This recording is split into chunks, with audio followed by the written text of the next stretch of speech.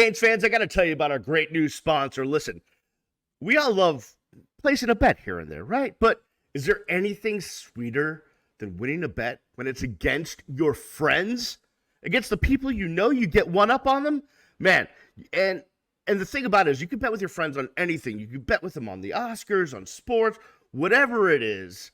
And that's what our new sponsor allows you to do. Let me tell you about Cut.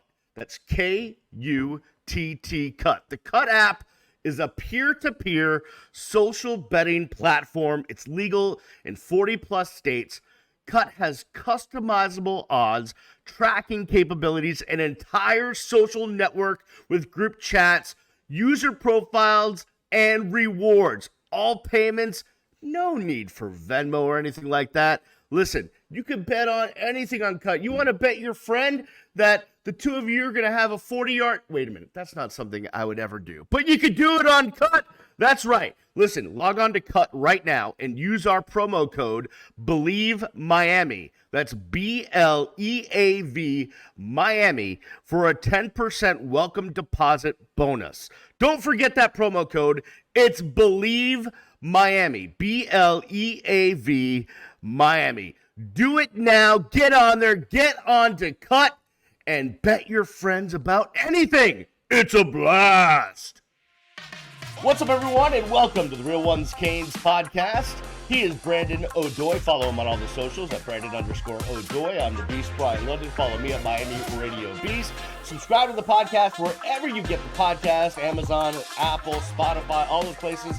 And a big props to our great sponsor from Cut. Check out Cut. Use code BelieveMiami. You can bet your friends on whatever you want. Chicken wing eating, hot dog eating, running a 40, whatever you want. You can do it all on Cut, so go check it out. Brandon, another week of spring practice ongoing at the University of Miami. Some storylines to get into. And, one of the juicier ones has been at wide receiver. Because the press got a chance to talk to Jacolby George the other day. And he's a young man, a lot of talent. Obviously, and admittedly, committed some boneheaded mistakes last year with some personal foul plays towards the end of the season. But he seems like he gets the point, gets the picture. And when talking to Mario about it, Mario said, listen, we thought about leaving him off this roster. But, Kevin Beard got in his ear. Kevin Beard has mentored him a little bit to get his head on straight. It seems like he gets it now. He understands, what can be ahead of him if he keeps it locked in.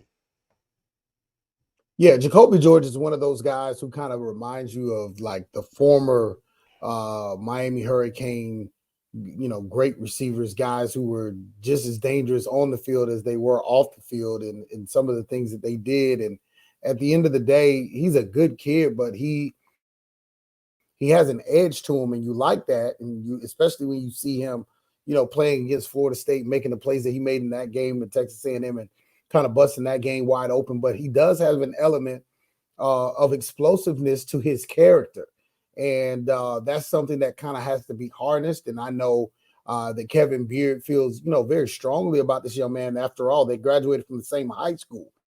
But Beard let him know very early in his tenure at Miami, just because you're at the University of Miami and just because you're a plantation colonel and we have, very similar upbringings and we're from the same area, doesn't mean that's going to curry any favor with me. And I just know Kevin Beard has been mentoring this young man on and off the field, since he showed up in Coral Gables back at his alma mater. And it doesn't surprise me at all that he went to Mario Cristobal and said, hey, listen, we don't want to throw the baby out with the bathwater. Yeah, there were some silly personal fouls, but did it cost Miami Hurricanes games? It's debatable. There were regrettable plays, but he made more positive plays than he did negative. And the real thing that probably Coach Kevin Beard would like to say to his head coach is, if you get rid of Jacolby George, who can we rely on that we know has actually played football? Because outside of Xavier Restrepo, who, let's face it, has had, a really good past season and a half or so and been injury-free. But when he first came to Coral Gables, he was always riddled with injuries. And he's a guy that has been unable to stay on the field in the past. And so if anything happens to X, you don't have a veteran receiver that you can count on with anything close to returnable numbers or production in college football. You got a lot of people who are flashing, including, Isaiah Horton, who played sparingly last year. Ray looks really good, in his second year, but he didn't play a whole lot, didn't produce an entire lot. You got a lot of freshmen that you love to like in Josiah Trader and Nye Carr, and they're lighting up practices. And I even hear good things about your best friend, Elijah Arroyo, and, the young man from Bishop Gorman playing tight end. But at the end of the day, you need veterans. You need guys you can depend on. You need guys with stats. You need guys who have, been there and done that. And that's what Jacolby George brings. And that's probably why he's getting patience, because it really makes no sense to get rid of a guy who's only done some annoying things, not so much egregious things. We'll get to the tight ends in a moment. I know it's my favorite topic, so we have to get it in there. But let's talk about Isaiah Horton, because, just in hearing every player talk throughout the spring, they've talked about Isaiah Horton really taking that step forward. And again, you point to Kevin Beard being that position coach, a guy that can really get these guys to make the most out of their time and get better. And I think Isaiah Horton's one of these guys that I think we're going to see have a real impact this upcoming year. Well, absolutely. He comes in, the guy is 6+, 6'2+, maybe 6'3". He can run. He was recruited by Alabama, Ohio State, and some of the big name programs coming out of Nashville, Tennessee. And so he's a guy I'm pretty familiar with. He played in my middle school All-American game in 8th grade. And he was on the same roster as Wesley Besant, who's starting at the linebacker position at the University of Miami. He proved even then in 8th grade that he could keep up with South Florida talent. The question has been, how much does he actually love the game of football?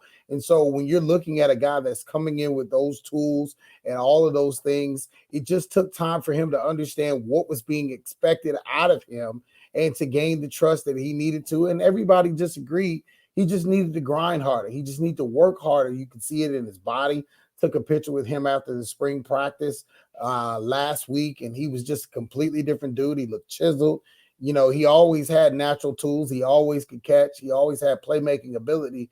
But I think when you add that to the heart and the work ethic and the go-get-it nature that you need to be an elite college football athlete, that's why you're hearing so much positive momentum around, Isaiah Horton. And it couldn't come at a better time, because on my college tour, Beast, I ran into another young man that we're familiar with who was a pretty big target here at the University of Miami. He goes by the name of Kobe Young, and he's wearing the red and the black, and he looked really comfortable inside the facility at the University of Georgia. And you just have to wonder, what in the world would life have been like had he come back? Isaiah Horton still here, Xavier Restrepo and Jacolby George, and add to that mixture Cam Ward. So one could only hope and dream, but for now, Young's out and Horton's in, and we needed him to step up, and it sounds like he's doing that. I want to talk about your college tour in a second, in a little bit, but can we just, for real quick, I want to give props to Kevin Beard. He's a dude I've known for a long time, since he came in as a freshman at the University of Miami. I know you've known K. Beard for a long time as well. He's just an unbelievable coach, a great dude, but he's a great mentor. He was like that even as a player, and he's not Mr. Tomfoolery out there. He takes this game seriously, and I think he instills that in these guys as well. I agree. I mean, he's the guy that's center. He knows who he is and he knows who he's not. He's a family guy. He's a man of the cloth, similar to myself. At the end of the day, he has a great mixture of maturation, but also the ability to relate to young kids, and has his ear to the street, so to speak, and is relatable in his communication with these young guys. And then the thing that always helps is, hey, man, I've done it at a high level. Like, I'm in this same locker room. I was on this same practice field. Like, I'm not asking you to do anything that I didn't first do myself. So if I don't know the keys to, the kingdom, if I can't show you the way, who can? And so at the end of the day, that's what separates KB from a lot of these receiver coaches. It's like, I was a productive, wide receiver on one of the best teams that ever played college football. So that needs to be, really parked in the back of the minds of these young men that he's coaching. And I think, after enough time goes by and they talk to enough people, and enough guy come in and say, hey man, I can't believe you're getting coached up by, Kevin Beard. This is a guy that, on a team full of legends, he stood out. So at the end of the day, I think that's what you want to do at the University of Miami. You want to have guys that can take the talent you're getting and recruiting, because everything that shows up in the recruiting game doesn't show up ready to play. It's got to be developed. And that's what you want. You want recruiting, you want development, and you want coaching in game and on the field, the practice fields at Green Tree. And if you get a triple threat type of coach, that's a guy that you want to elevate. That's the guy you want to keep around. And that's the guy you want to continue to invest in, because it's going to make your team better, even when unforeseen things happen, like the departure of a Kobe Young. And so you need Isaiah Horton to be brought along. You need Jacolby George to be more focused. You need some of these freshmen to step up, and you need a Kevin Beard to make that happen. Yeah, and speaking of stepping up, need the tight end position to step up. Listen, I think Elijah Arroyo, I think he could be something. Whether he is or not, we'll see. But they got Elijah Lofton, the kid out of Bishop Gorman in Las Vegas, one of the best schools out there. Riley Williams coming into his second year. And so I was looking for clues. How do I've heard the tight ends are stepping up, doing better, but why is that? And I keep coming back to this and what I'm hearing from the other kids, especially from the defensive guys, the linebackers that are guarding these tight ends. Cam Ward throws the ball where it's supposed to be thrown in a tight window. It's a tight throw, and he's getting the ball where it needs to be. He's looking for the right reads, and that's why the position group is doing better, because the quarterback is better at getting them the football. And it makes sense. Well, that's a little bit of low-hanging fruit, talking about the quarterbacks better. I'm not going to bash Tyler Van Dyke any more than I already have on this podcast. But at the end of the day, if you improve in certain areas, this team last year was one of the best teams on paper outside of a few positions. And one of those was the quarterback position, which just happens to be the most important position on the football field. And so at the end of the day, Beast, if you go down there to Coral Gables and you get involved in that indoor practice facility, and you go out to Green Tree practice field and you talk to enough people who've been around for the majority of this spring practice, you're going to hear people gushing over Cam Ward and what he brings to this Hurricane offense. And so, yes, he's going to upgrade every single position out there. And see, the position we don't even really know about that's going to benefit from this is the running back position, because teams aren't going to be able to load up and do, just key on the running. Like Tyler Van Dyke was not running the football. You don't know what Cam Ward's going to do. And you don't even know what Reese P is going to do. So if for some reason he goes down, you got a guy that mimics him. And I even think to the extent of a Ja'Carry Brown, who's lower on the depth chart, there's alignment in the play styles of these quarterbacks. And it gives Miami a playmaking factor that we just really haven't seen in a very long time at that position, if ever. And so at the end of the day, you're going to start seeing people, do things that you didn't think were possible. And I think it's going to make everybody better. But more importantly, this tight end position that has been sort of a forgotten about position can be an X factor. With Lofton, he's a guy that I liked out of Bishop Gorman in high school. He absolutely lit up Miami Central when they went out. He was the reason they won the game. He rushed for a score. He caught a score. I think he even threw for a score. It's ridiculous all the ways that they used him offensively. He's a little bit of a diminutive tight end, but we know he's an H-back, around 6'1", maybe 6'2". This is a guy that has speed. He has agility, quickness. He can catch the ball, but more importantly, he can make plays. And that's why Shannon Dawson has to find ways to involve him. And I think what you're going to see him do is be the guy that replaces Brashard Smith in this offense, and maybe have a little bit more flexibility because of the fact that he can line up in some places where you kind of have to respect what he does. Yeah, that guy that you could move around, put in different positions, and use to kind of keep the defense on edge, certainly is something that is that this offense definitely needs, no doubt about it.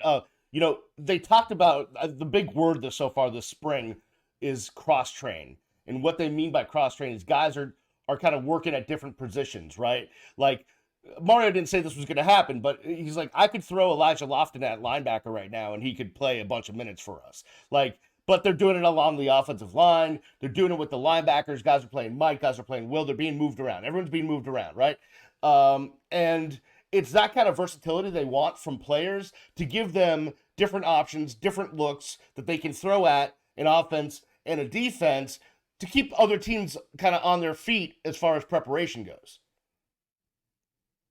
Yeah, I don't know if I'm gonna buy that spin coming from Coach Come Kristen Paul, on. but at the end of the Come day, on. if you've got guys that you like at positions, you're not experimenting with them at other places.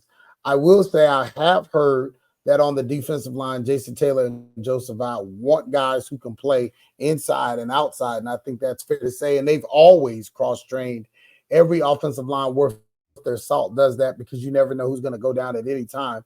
But I will say that, we're still waiting for the portal window to open up and kind of solidify what's going on the back end with regard, to this defensive backfield, because either they are really, really in trouble or these wide receivers are going to be all world. So I don't know which one it is, but we have to wait and find out. Yeah, I got nothing for you on the back end there. I think we might have to wait till the portal opens before we have some news on that position getting better. I want to talk about linebacker real quick because Kiko came back this week from his injury, so that's good to see. He's really become the leader on that defense. He's really taking over that Cam Kitchens role as the bona fide leader of the defense, and the guy that's playing next to Wesley Bissainthe has shown out. But another guy that everyone's been talking about, and I heard a little bit at the end of last year about Raul Aguirre Jr., a.k.a. Popo, really coming on, and he's just a great young man, well-spoken, really intelligent. You can tell he's really getting into the playbook, really studying the position, wants to learn everything like a sponge. I know he's out of Georgia, but he grew up actually in South Florida, played on Optimus South Miami until he was about 10 years old. So he's a South Floridian native. His dad's Cuban actually, but it'll be interesting to see how he develops and if he can really be a playmaker and get into the mix with Wesley and with Kiko. Yeah, no, Raul I get it. I can't even really pronounce his name. I call him Popo. He is a Miami native, and he comes from an Afro-Cuban background. At the end of the day, he's a guy that's super tough, very intelligent, as you say. And I used to talk to his dad all the time, especially when he was growing up. I met him when he was 10 years old. He comes from Henry County in Georgia, a little bit south of where I grew up from.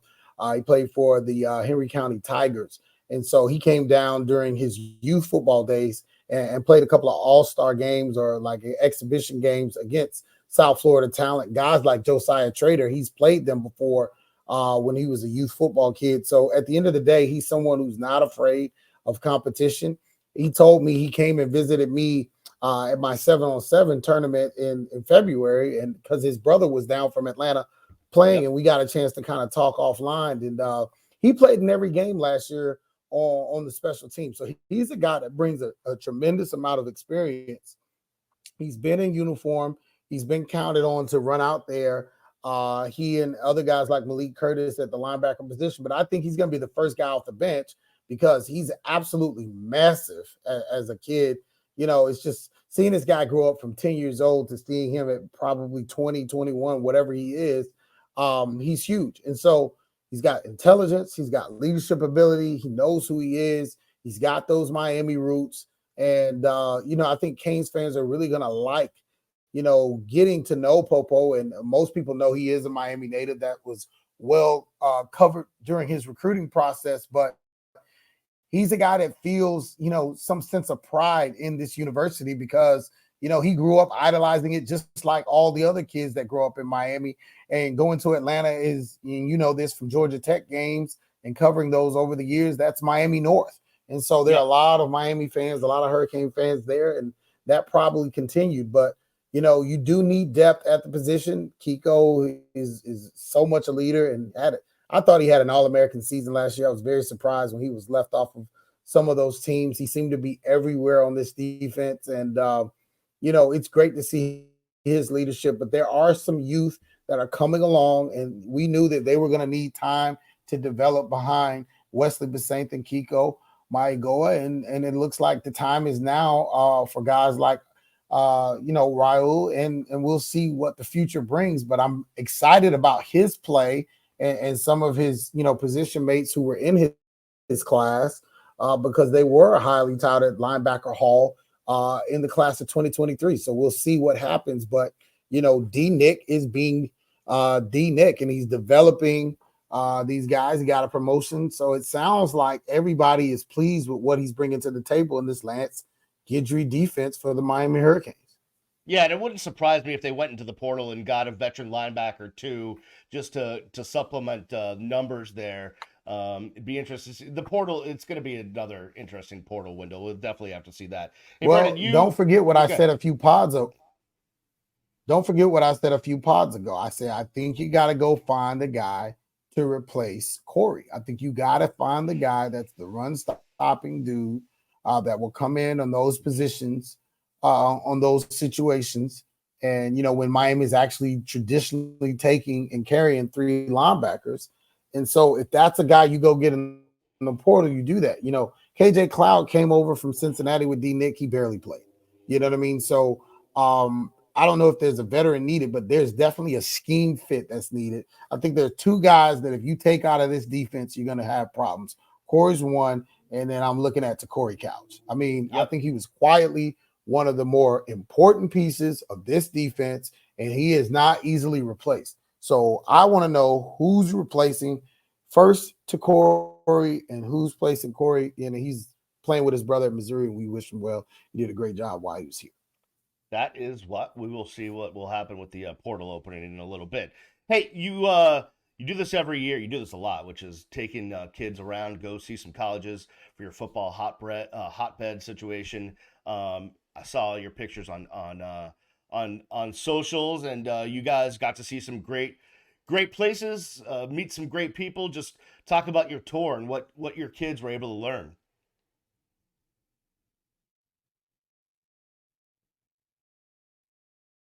Well, we had a lot of prospects. We started the tour down at University of Miami. Then we went over to FAU, made our way to USF, Florida State, Bama. Then went to Georgia State, and came back to UCF on our way home. And the biggest thing I learned, Beast, is that the size of these kids in these programs is just tremendous. I mean, there are big kids out there.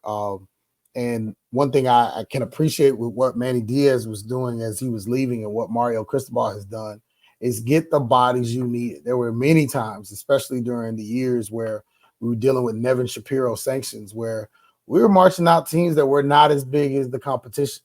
And so it's good to see guys at positions who are 6 foot plus, looking the part. And the other thing I learned is that these staffs are big. They're committed to winning.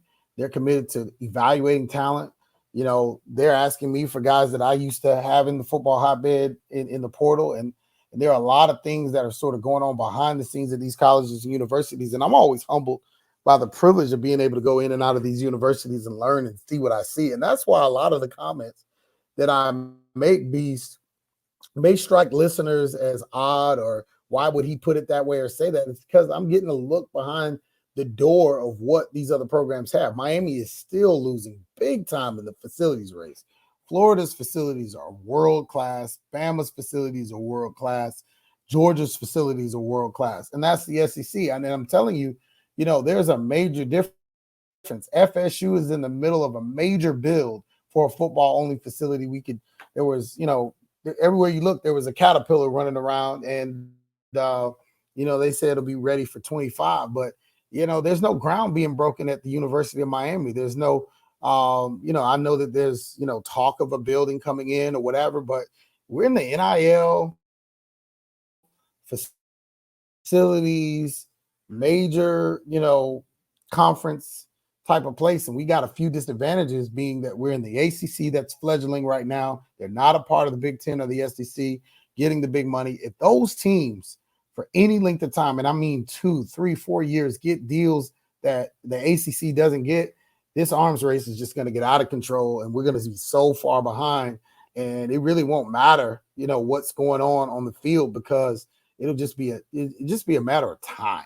And it's exactly what the SEC did under Saban in the early 10s, the early 2010s, just separating, just putting up massive buildings, creating great facilities, adding staffers, just coaching up every detail. You got a QC, an analyst, you've got a GA, you've got the position coach, you got the assistant position coach, all for one position. Like, you guys are only coaching edges. You're only coaching defensive end. That's 4 guys being coached up by 6. There are more coaches than kids. It's crazy.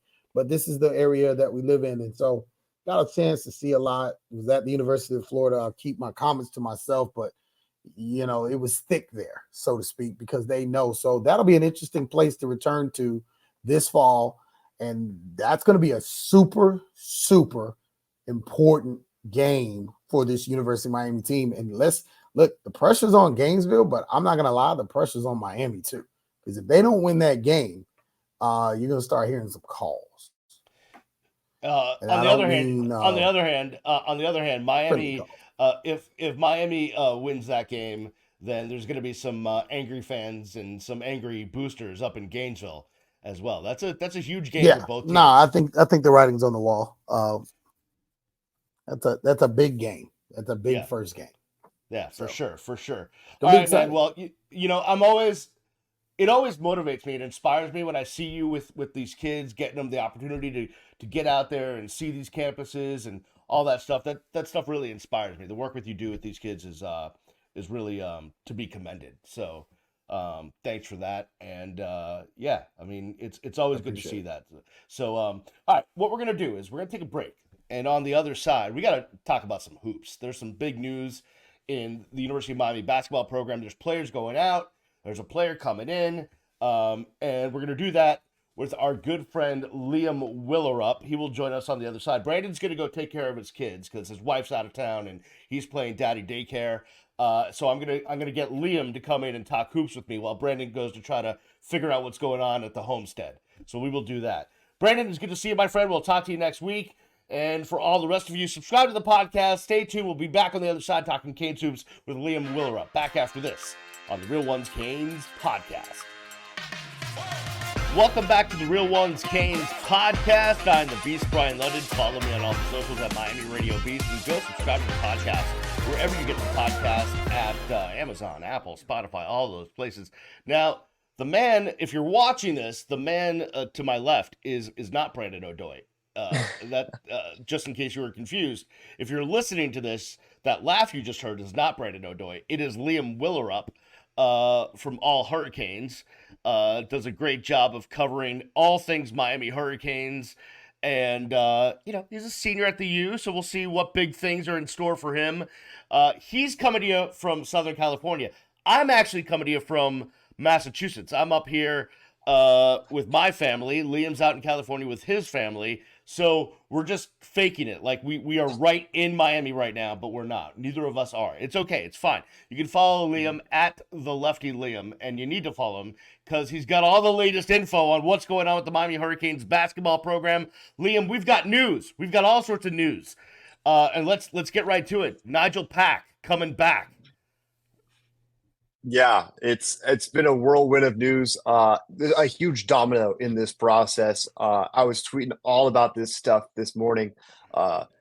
Getting a senior guard back for his 5th season is a huge thing in college basketball. If you look at every team that's in the Sweet 16, there's only one that you could argue doesn't have a dominant or kind of an impactful senior or junior upperclassman guard, and that's San Diego State. Otherwise, you got talented older guards on every roster, whether it's Tyler Kolek at Marquette, RJ Davis at UNC, Caleb Love at Arizona, Joseph Garrard at Clemson. You name it, there's impactful older guards that are making winning basketball teams in college basketball. And bringing back Nigel Pack while he wasn't what he was last season in his first season in Miami, injuries derailed him this past season, and be able to come back, spend this offseason on, hey, I'm going to, focus on being healthy. I got a new addition coming alongside me, a youthful guy in Jaleel Bethea who, he can go do all the trick stuff. I'll be kind of the veteran leader to sit back, focus on playmaking and doing what he does best in shooting the ball. It's extremely big and also really impacts potentially Norchad Omir's return, who, came into the process together. They're great friends. And from what my sources have told me, him coming back is making a big, tidal wave for having Norchad Omir to want to return to Miami. We will get to Norchad in a second. I think Nigel coming back is huge. It's big for the program. I love when guys, for a long time, in basketball, in football, in baseball, in a lot of the programs, we've seen guys leave before they were really ready to take it to the next level. So for when guys stay and not only improve their game, but also provide leadership, I really love that. Speaking of a guy that may provide some leadership and also some help at a big time position, we've talked about Miami needing a big man, and they got one through the portal, and that would be Lynn Kidd. He comes in with a year of eligibility left. He's actually originally from Gainesville, originally went to Clemson. I think he was originally recruited a little bit by Miami out of high school, went to Clemson, then he transferred to Virginia Tech. He didn't start there, but he played a ton of minutes, like 23 minutes a game. He's a big dude. He can score inside. What do we know about Lynn Kidd? Yeah, so kind of did everything I could in these last couple of hours to watch as much as I could about him. We saw rumors about this. Was talking with a writer over, worked on the Hokies. He put a crystal ball in for him basically right as he jumped into the portal, which kind of got this buzz going last night. And then, this morning, later in the afternoon over Miami, he decides to make his commitment. So from what I see from him, this dude is a post-scoring maestro. He is not the defensive threat, which I would have liked to had on this team.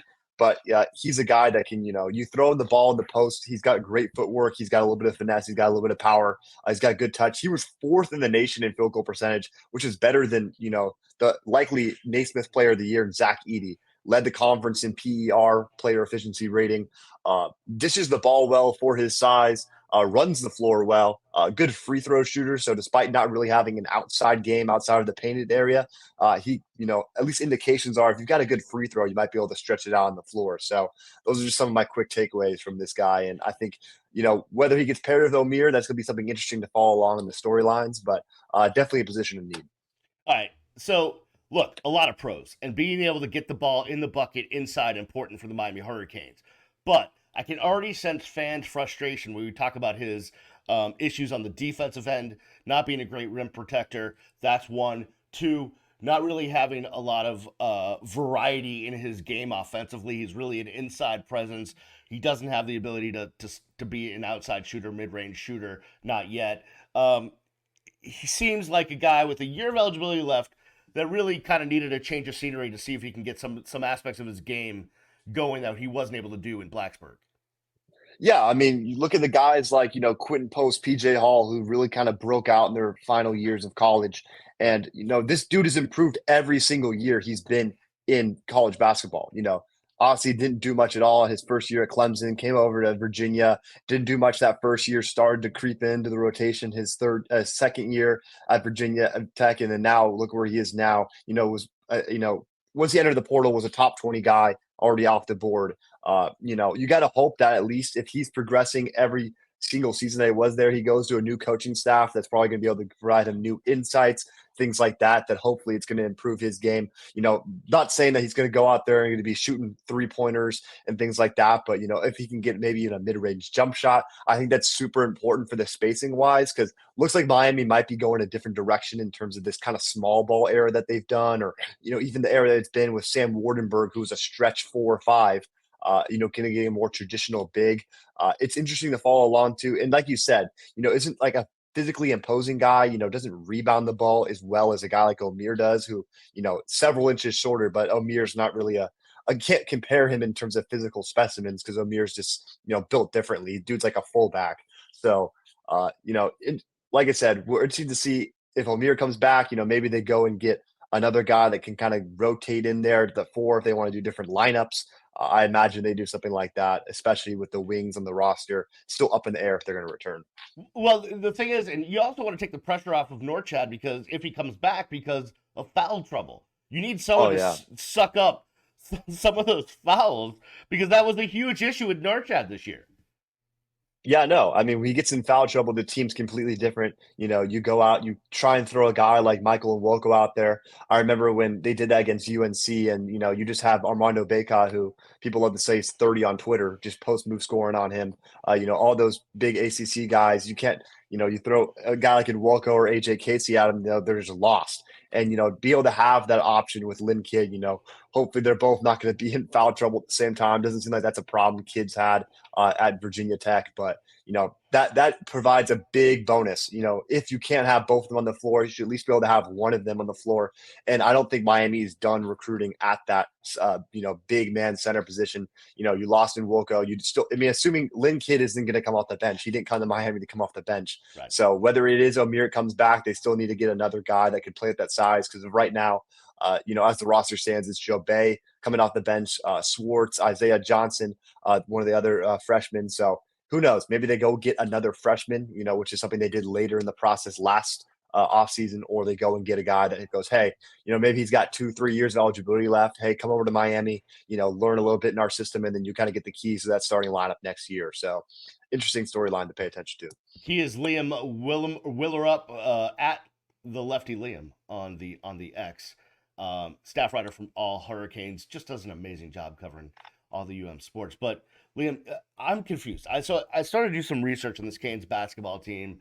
Who's in, who's out, who's coming back, and I just feel like they have such a roster in flux.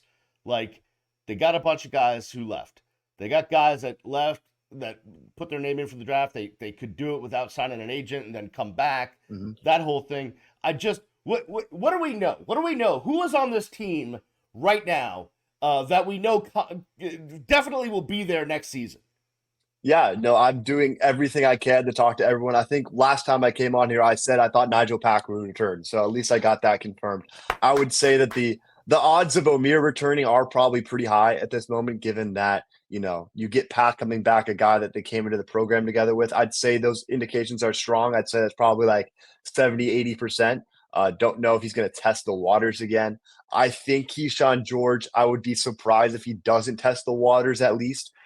Makes complete sense for him in a weak draft class year. You kind of go over any major draft site, they have him at least in some sort of, first round grade on him. So interesting to see. Otherwise, Wooga Poplar, I haven't really heard too much of it. Doesn't seem really positive on that end. Matthew Cleveland looks like, I think his time here might be over. Still looking that way. And that's really about all it gets. I mean, Paul Jobe, I'd imagine he comes back. Is the grass going to be greener for him anywhere else? I don't really think so. You look at the guys who, besides Anthony Walker and Harlan Beverly, the other guys that transferred out didn't really do much at all in their locations, and they're already back in the portal. So I'd imagine that Jobe is going to want to stay because, Miami gave him that chance towards the end of the season. So, a lot of uncertainty, but I think, in the next couple of days, especially with how fast news came out today, we're going to start to have a lot more answers. And I still think Miami, they're far from done in the portal. I think they got, probably 3 more guys, if not, also some mixing of some freshmen into that group, because there's still plenty of scholarship offers up there. As I was watching Coach L's kind of after season press conference, media gathering, he just seemed so perplexed, and I'm trying to think of the right words to describe his emotions, but I found it really interesting because normally he's really grounded and he's got all the right answers, and he just seemed bothered. I think bothered might be the word by all of this, in and out and up and down. What was your takeaway? What was your thoughts as you're watching that? Yeah, I think they went in the last offseason trying to be very careful about who they brought into the program and to make sure that they didn't cause too much disruption, because you're going to return. Obviously you lose your 2 best players, but you still return, 3 starters, a solid bench player who ended up playing a lot, starting a lot in Bensley Joseph. And, that's why they only probably brought in Matthew Cleveland, because that's who they viewed as, a guy that could fit in the team. It didn't seem to be that way this year, from all indications. And I feel like this season did take a toll on Jim Larinaga, especially in this whole NIL era. Guys that, maybe coming off a bench at a max school, saying hey, I want, X amount of money. And you're like, what is going on? I feel like that, you see with Leonard Hamilton, same situation. I feel like this season took a lot off of him, and I wouldn't be surprised, especially what happened with Katie Meyer, her sudden retirement last week. The CF, Coach L might be kind of working up towards that at the end of the season because he's a Hall of Fame guy, and I mean he gets to be around for his most talented prospect to ever come through the program in Jalil Bethea. That might just feel like it'd be his last straw. It's like, hey, I came for this guy. It might be time for me to hang it up. So thinking about that is there's two ways to look at this situation, right? If you're Jim Larinaga, you could be like, hey, I'm excited. I want to accept this challenge, right? I got Bethea coming in. I want to accept this challenge. I want to see if I can navigate these waters and get this done. This is maybe the toughest time of my career, despite my long career, just the way everything has changed, right?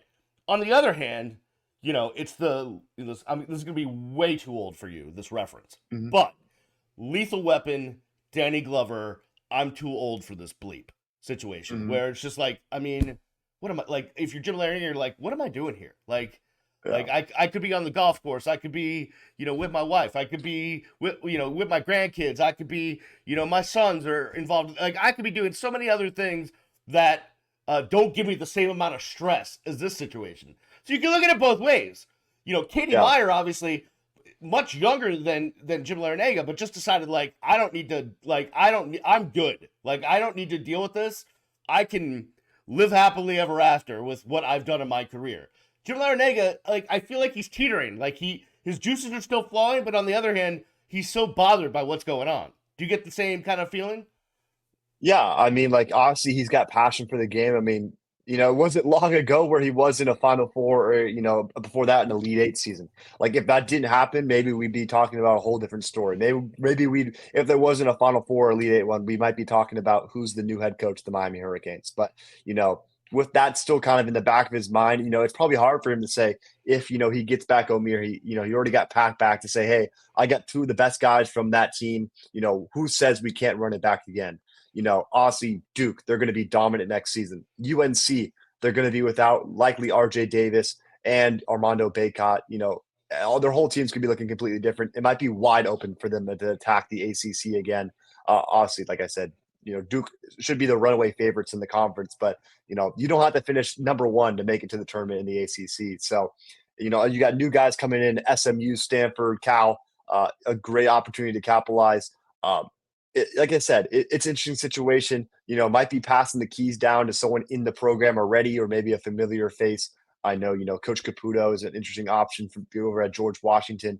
Is probably going to be a likely candidate, assuming that Jim Larinaga, he's not ever going to get fired. That talk was just ridiculous this offseason. You don't fire your Hall of Fame head coach. It's going to be kind of a mutual splitting thing. It's like the whole thing with John Calipari. Say this, he didn't make the NCAA tournament. He produces talent, and he makes that program money. So at the end of the day, when he wants to hang it up, he'll hang it up. But I do think this new era is just taking a toll on him. And, it's not what he's used to, his time being a coach, this new age recruiting. All right, I'm going to throw something at you. And I think you're prepared for this question, but I don't honestly know. So feel free to give me an evil look. All right. Names that you think we might be hearing about out there in the portal that might be, as we're scrolling around the websites, as I'm hitting up the X feeds and I'm looking at all the names out there, someone or a couple of guys that, fans should kind of keep their ear to the ground about. Yeah, well, I know in terms of a confirmed visit on April 1st, we're expected to have ECU transfer Brandon Johnson, a guy that I think would be a great fit. Not even if Omir returns or doesn't return, I think would be a great fit as a guy that can play that 3-4 role, kind of what Jordan Miller did. Obviously, not in terms of just kind of positional versatility, not in terms of skill set. A guy that can shoot the ball a little bit. Interesting one. I also know one of my former colleagues, Luke Cheney, reported Canisius transfer Trey Dinkins is a guy who's interesting. Obviously, might be a different situation now with what's going on with Pack coming back, but that doesn't mean Miami thinks, hey, we can run 3 guards and we can have 2 bigs. That might be a way they're looking towards. Those are two of the names that I'm like rather confident on. There's some, them traction with, and I'm assuming if they gave, Brendan Johnson a visit, they're not going to rescind it at this point. So, they might go for more size because, we've seen that's been a problem over the last couple of seasons. So if they go for that new size, I think those two would be great additions to the team. But, there's always going to be the hot buzz names, Jamal Mashburn Jr., from Miami. Obviously, his dad, an NBA legend. That's going to be one that comes around as well. With the Johnson kid, I like him. I saw him play a little bit. He gets some rebounds. He's a tough dude. That wouldn't be. I think that wouldn't be a bad addition. Yeah. Mm-hmm. So yeah, they need that. Well, listen, it's gonna be an interesting few days, few weeks for this program. I'm guessing at some point over the next couple of weeks we'll have to get you back on because it's gonna look different. It's gonna look different, and we're just gonna have to get used to it and figure it out and navigate these waters. As I said, Liam, listen, enjoy the time with your family, man. Have an amazing Easter holiday, and thanks for scuttling from the airport to get on here and hop on and join us, man. I appreciate it. Anytime. I appreciate you having me on, and to you as well. Yeah, no doubt. Liam Willerup, he does a great job of covering all things Miami for AllHurricanes, part of the Fan Nation Network. You can follow him at The Lefty Liam, and I suggest you do so. That'll do it for us on this edition of the Real Ones Canes podcast. Make sure to go subscribe wherever you get your podcast, and make sure to go check out our sponsor, Cut. You can bet on anything. I could bet right now on with Liam on Cut on an Easter egg hunt on how many eggs we're going to get in an Easter egg hunt. That could happen on Cut. We could do it and use code BelieveMiami. All right, we'll see you next time. I'll see you when I see you. Peace.